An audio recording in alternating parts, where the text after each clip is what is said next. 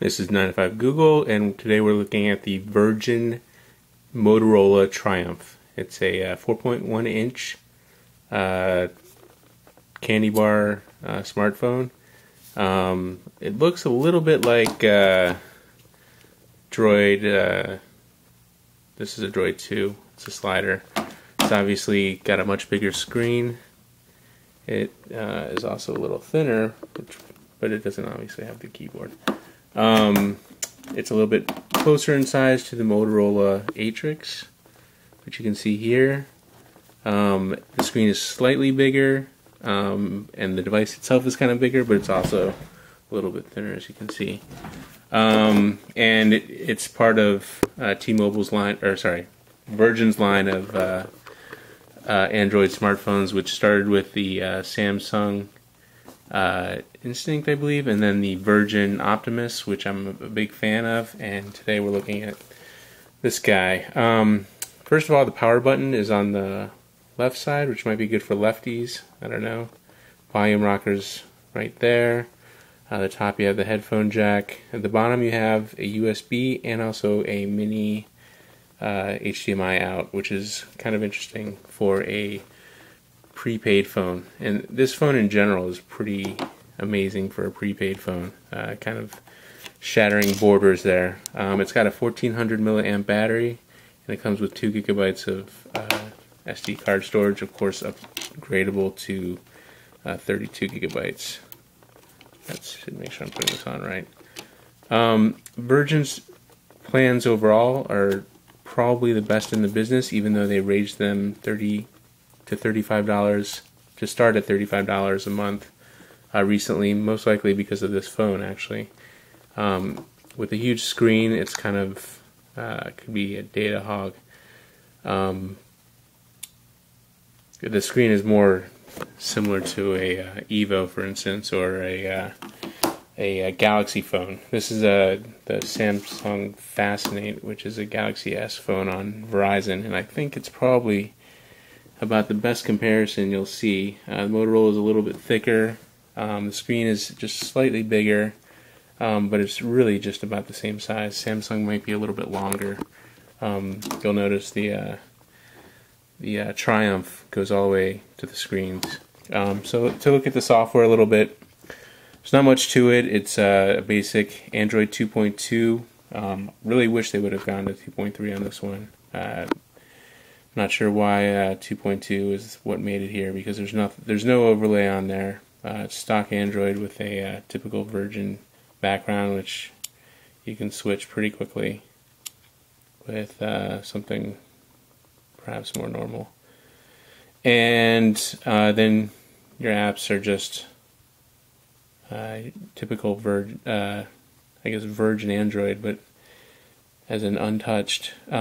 You get a couple of applications: Scavenger, TwitDroid, Wear, Virgin Mobile Live, which is a radio, your Virgin account, which just takes you to a web page, downloads, and your activation application.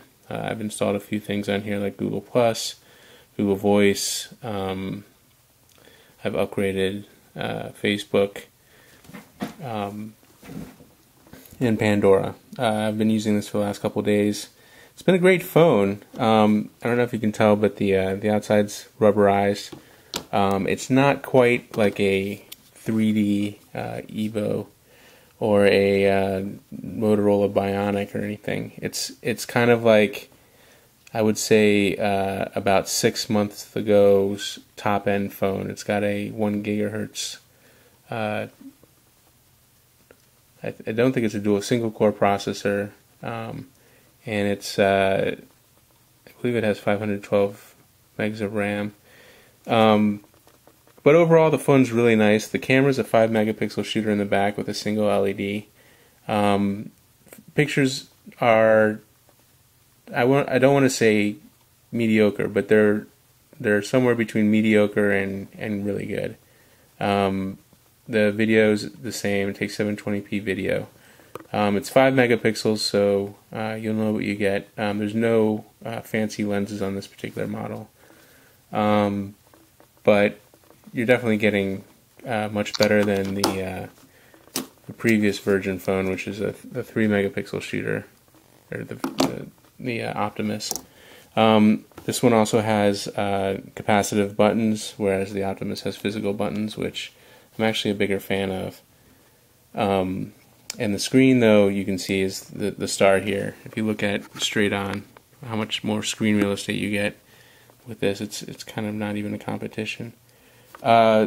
So prepaid people who want a monster phone, I guess, or a monster screen, and a fast phone that does really well with video, this is a pretty good shot. I think.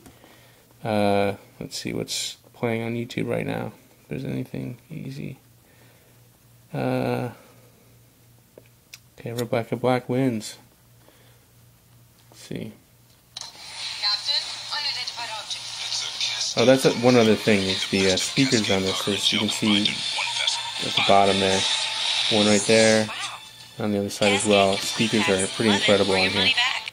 And great for speakerphone as well.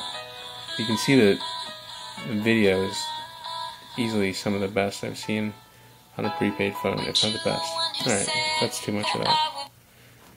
And as far as Virgin Mobile's network, I'm in my basement and nothing works down here, but overall Virgin is pretty much Sprint. If you look at this network here, you'll see the same bars on here as I have there. So Motorola is not getting any better or worse. The GPS I found actually is better on the Motorola phone than certainly the Samsung, but also the Optimus. So if you're a big Maps user, not just the screen on this phone, but also the GPS is a lot stronger, or at least it felt so. As far as things I would like to see change, these sharp edges, I mean, the screen's going almost all the way to the edge, and screens are square, so you're not going to get too much better here, but rounded edges would have been nicer. This thing's incredibly thin, but the build quality, because it's got rubber all around the outside, it feels a little bit cheap, even though it is not. It's not been cheap in any way. It hasn't fallen and broken or anything like that, and it's also pretty light.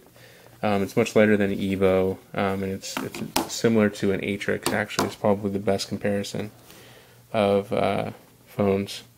The Atrix obviously is a little lighter and smaller, but